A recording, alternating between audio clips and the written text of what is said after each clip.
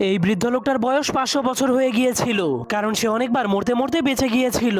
এজন্য একদিন একটা শয়তান তাকে মারার জন্য তার বাড়িতে চলে আসে, কিন্তু বৃদ্ধ লোকটা দরজা খোলার পর শয়তানটা তাকে হ্যালো বলতে শুরু করে দেয়। যা দেখার পর বৃদ্ধ লোকটা অনেক খুশি হয়ে তাকে চা খাওয়ানোর জন্য ঘরের ভেতরে ডেকে আনে, কিন্তু শয়তানটা চা খেতে গেলেই উপর থেকে অনেক বড় একটা পাথর পড়ে যায়, যার ফলে শয়তানটা বুঝতে পারে বৃদ্ধ লোকটা তাকে মারার জন্য ফাঁদ পেতে রেখেছে। ঠিক তখনই চালাক বৃদ্ধ লোকটা রশির উপর দিয়ে লাফ মেরে সেখান থেকে পালিয়ে যায়, কিন্তু তখনই শয়তানটা বৃদ্ধ লোকটাকে মারার জন্য তার পিছু করতে শুরু করলেই রশির সাথে ধাক্কা খেয়ে পড়ে যায়। কিন্তু সেই বৃদ্ধ লোকটা শয়তানটাকে মারার জন্য সেই জায়গাতে অনেকগুলো ফাঁদ বেঁধে রেখেছিল।